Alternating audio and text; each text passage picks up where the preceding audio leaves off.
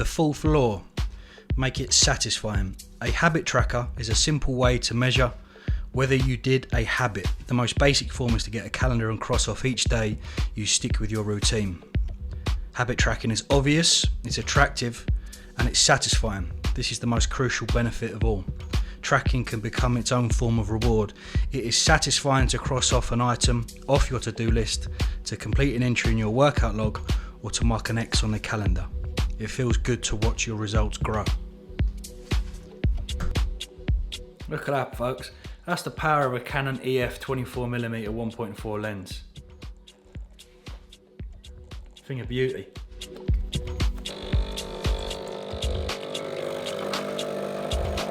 Hey, before I start, should we geek out? Should we geek out on some camera equipment and technology? I'm currently shooting on a Canon EF 24mm 1.4. I prefer a little wider when I'm sitting in my office. This is my main lens that I use. The Canon 15 to 35mm RF L series lens. Absolute beast. It's a beast. So what you'll see is the difference between a 24mm and a 15mm in 321. Ah, wider. Yeah? I always opt for a slightly wider lens when vlogging. Oh, put your cock. I was gonna say put your kit back on, put your cock away, Tom. I can't use this, my mum watches me. Ah, fuck it. We'll keep it in. This is a slightly wider lens. Different focal ranges to depict different feelings. You know, when we filmed and when Gigi filmed the stunning show day piece, we got a little bit more in. Also, tricks of the trade. If you get a wide angle lens and kind of move yourself to the side, it's an angles game. You look a lot bigger than you actually are. Should we continue geeking out? I picked up this little, nice little cute camera. Canon M6 Mark II. So I wanted one up from a point and shoot and one down from like the bigger cameras that I'm using, because using this in the gym at the moment is a pain in the ass. Even with the Joby 4K, just the weight of the lens and the setup is very hard to kind of position it how I want to. So Canon M6 Mark II, it comes with a 15 to 45mm kit lens, which is very good. Before my Sigma came, I was using it. It's a really nice little compact setup. So if anyone's watching this and kind of want to level up their vlog game and they want to kind of go up from their iPhone or up from a point and shoot, then I would highly recommend a Canon M6 Mark II and just stick with the lens. If you want to change the lens, then I would go for something like a Sigma 16mm, which is just stunning, absolutely beautiful. Used this a couple of days ago and it's just superb. 1.4 16mm Sigma, you can't go wrong. Anyway, that's enough camera geeking out. Let's get on with it. I know you're probably sick of me with my top off now, but you have to do it. You know, I've come to understand that sex sold. Well, I always knew sex sold, right? But if you can provide some value to the sex, it's a win-win, and I'm about to do that.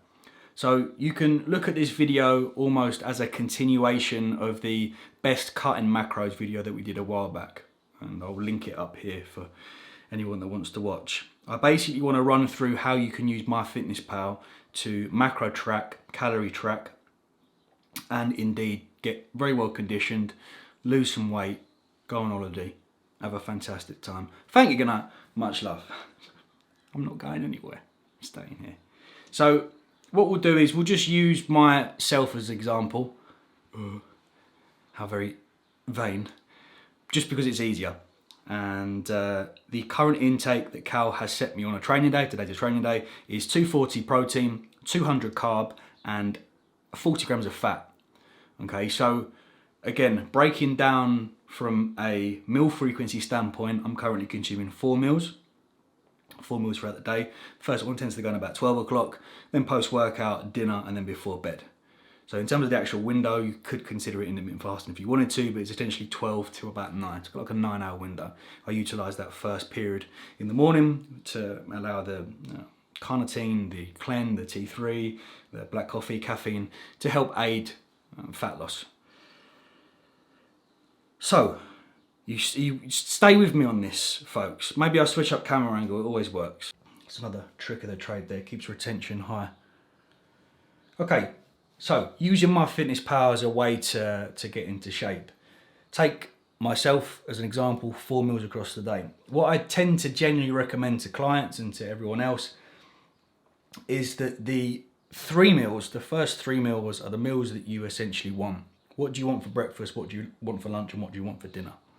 And the final meal of the day is what I would consider a macro filler, okay?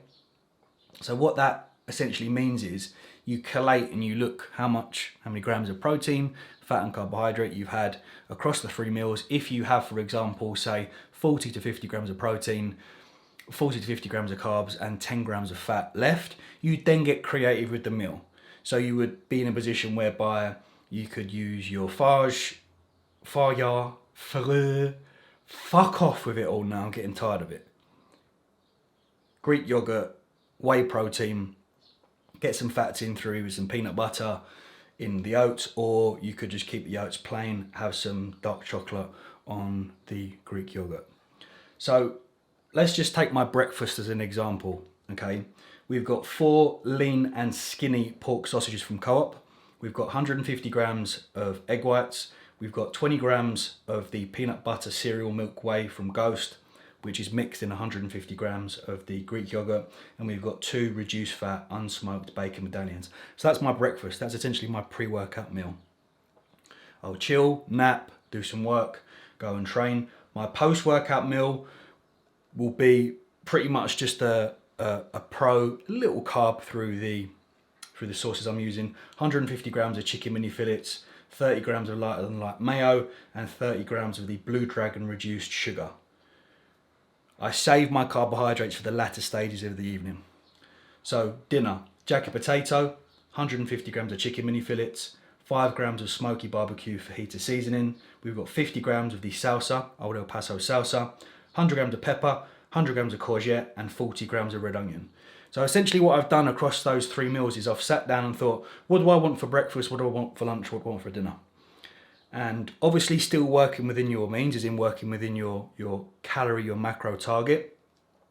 I then get towards the end of the day, I check MyFitnessPal again, and I then use that final meal of the day as that macro filler and make adjustments to get as close to that target of 240 protein, 200 carb, and 40 fat.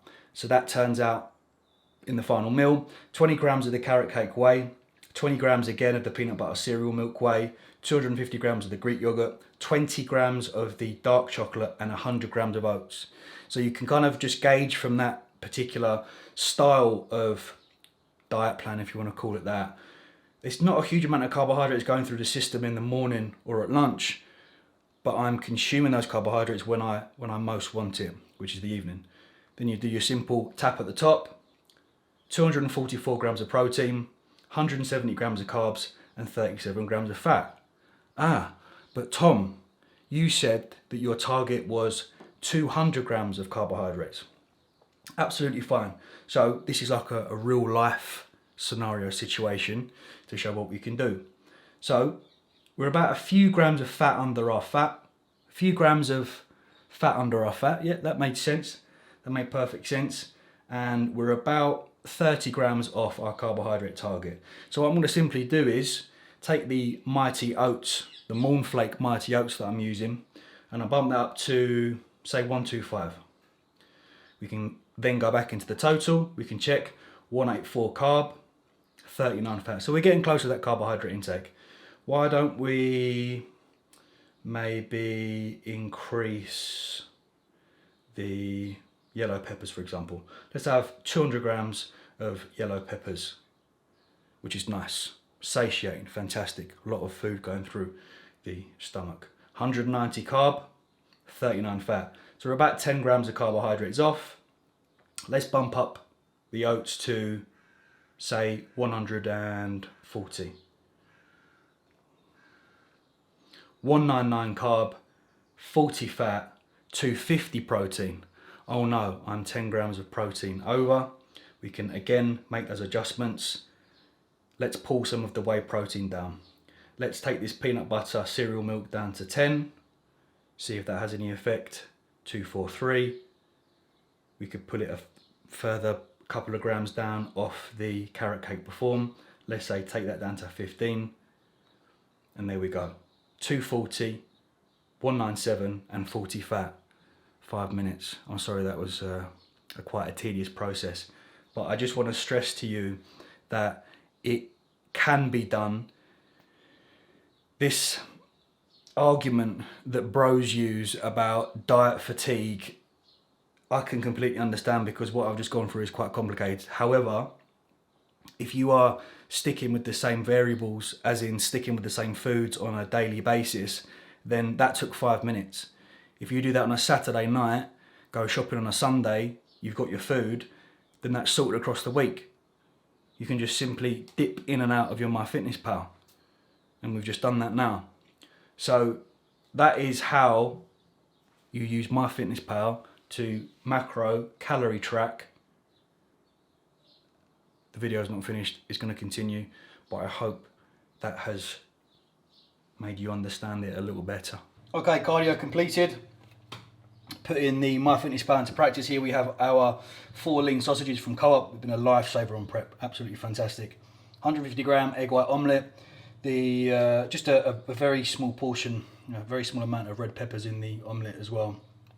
2 grilled bacon medallions with a hint of the chili mint lime salt from Wicked.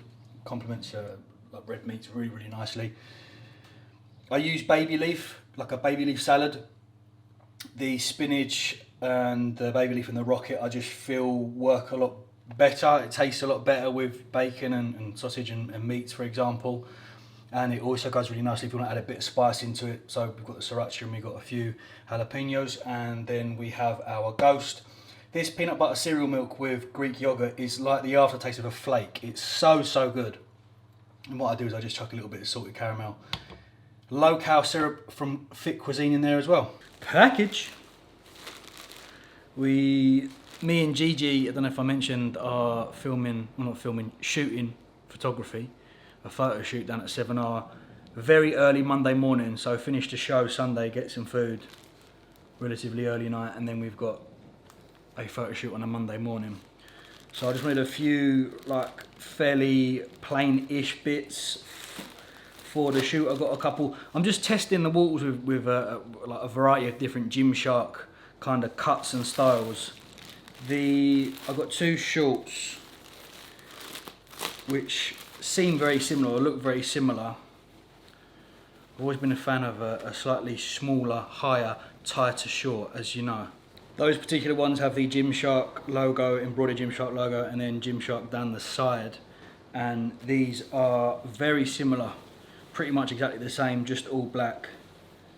And they are called Sport Short Black Large. So I've got a couple of pairs of shorts, because I currently wear the Nike, I don't know if they're Nike Pro, I think they're like, I've got them in a medium. But they're wearing a bit, you know when the Nike tick wears and it's just a bit, like not ideal. Then I just got a couple of vests as well. Got a white vest. White vest's always good when you're tanned. And this particular cut of vest is the critical tank. Hey, we can do a live look right now. Get out of the way, mate. Come on. I'm trying to film, sir. I'm trying to film. Ugh. So yeah, this is the sort of style that I prefer. I don't like it when it's like down here, and I like it quite thin-ish up here, so you can get a bit of delt and a bit of trap action as well. And then I've got I think it's the same one in red, critical tank. You alright? Get it up, my son. Get it up, my son. Critical. Very impressed with the quality of these. Oh, perfect, can't go wrong. There we go, right, time for my nap. Okay, let's talk a little bit about arm programming, because someone asked in the Q&A yesterday, specifically on prep and if anything has changed compared to my off season, and the answer is not really. So in terms of my current setup with targeting biceps and triceps, I have a push A and a push B, and I have a pull. So my push A and my push B run in the format of tricep, bicep, tricep. So a tricep exercise, a bicep exercise, and a tricep exercise. That is the same format for both push A and push B. That ran exactly the same from the off season. So I don't know if you want to pull up your notes or get a notebook out, but the way in which I program, or the way in which I have been programmed, and I've kind of taken on board myself to kind of carry that over into this prep, is that the push A tricep exercise 1 will simply load in the short, so a dual rope extension for the first exercise. The bicep exercise is only one. Okay, so with the push A and push B, there's only one bicep exercise sandwiched between those two tricep. So the push A, I'll have a bicep exercise that loads the short. The push B, I'll have a bicep exercise that loads the lengthened. So let's take push A. Tricep, load short, dual rope extension. Perfect. Bicep, load short, a high curl is always nice. Tricep, load the lengthen, so some form of overhead. And that format will be mirrored again in push B, just exercise selection may change. So instead of a dual rope extension, we'll go for a cross body. So look, you can see that you've just seen on the screen. The bicep, whereby I'll load in the lengthened, is like a behind the body D-handle curl. And then the tricep, loading in the lengthened, is a single arm overhead, which you can either use on the Nautilus or the Hammer Strength if you're training at Crayford, which is a fantastic piece of kit. And then on my pull, so my pull day, I only have 2 bicep exercises, and again, working its way through that contractile ranges, loading the short and loading the lengthened. So that's just a very basic look into how I've been programming my arms, and from a kind of size standpoint, this has been probably one of the first preps or periods of time whereby I've been dieting in a deficit, whereby my arm size has been relatively okay. It's not lost too much, to be honest, which is fantastic, which is always good. But again, any further questions regarding kind of arm programming, hit the comment section below. Right, it is time to make some absolutely Rascal oats, okay? That sounds banging, doesn't it? Rascal oats. Don't take that, anyone. That's my idea. I'm going to copyright it. For when I release my cookbook, there's going to be a segment in the breakfast bit called Rascal Oats, where we have a variety of different oats with different flavours. I went out to Blue Water yesterday to pick up a couple of new books and also some cookbooks. Pinch of Nom. We've got Joe's 30-minute meals and Mob Kitchen. I'm also heavily influenced by What Willie Cooks, who is just, aside from being an A1 chef / cook, great humour, great banter. Sort of person, you know, when you take on board, you think he'd fit in our group. He'd fit nicely in our group. Right, the reason why it's Rascal, listen bros, hey bros, listen to this. Look away now, because you're going to throw up in your mouth. Remember at the very beginning of this video, we talked about macro fillers and moving a bit of food here, moving a bit of food there. I've managed, now today I've eaten as I stated, but I've pulled a bit of here, pulled a bit of there, taken away the Lindt 90% dark chocolate, had some carbs left over. Yes, please. This is what we're working with. So because the Perform Whey is like a white chocolate hazelnut, they're basically colluding to, is that the right word? Colluding? To some form of bueno action. So I didn't really like this in the Greek yogurt. I did like this in the oats. This in oats is perfect. Add in this better. Ghost running very low. Probably got about 2 scoops left. Ghost and Greek yogurt. Do you want me to run you through how I cook my oats? So this is how I do my oats. We've got 100 grams, not a gram over, not a gram under. It's been my mantra for the last 19, 18 weeks. I'm using the Morton Flake Mighty Oats. They're nice. I use a 1-to-2 ratio, so if I'm having 100 grams of oats, I will have 200 ml or 200 grams of boiling water. And then what I'll do is I'll stir that and let it sit for about 60 to 90 seconds, and then I'll throw in my whey. Consistency we're looking for is, as you can see, it's thick. T-H-I-C-C, thick. Snickers, yeah? In goes the whey, 20 grams using the Perform. Like I said, this goes banging with oats as opposed to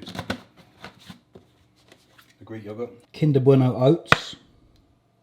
Small splash of the low-cal chocolate, followed by a small splash of the low-cal white chocolate. Oh my gosh. Gonna piss off a lot of bros, that innit? It's like the McGregor thing though when he walks out. Sorry I'm late, I just don't give a fuck. Right, so context. We've had the skinny pork sausages, egg whites, Greek yogurt and whey, 2 bacon medallions. We had 150 grams of chicken salad.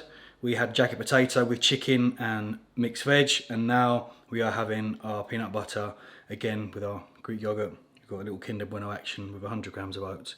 And that puts me on 242 protein, 194 carb and 40 fat. And what I do is, my mouth's watering. I take a little spoonful of the peanut butter. Take a little spoonful of that, pick up a bit of Kinder Bueno.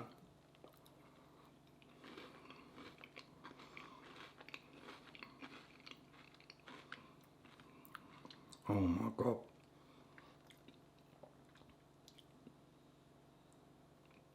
That's almost as good as I had when I had that first bite at Domino's last week. Oh my word. That whey in oats is so much better. There you go. I'm gonna leave the video there.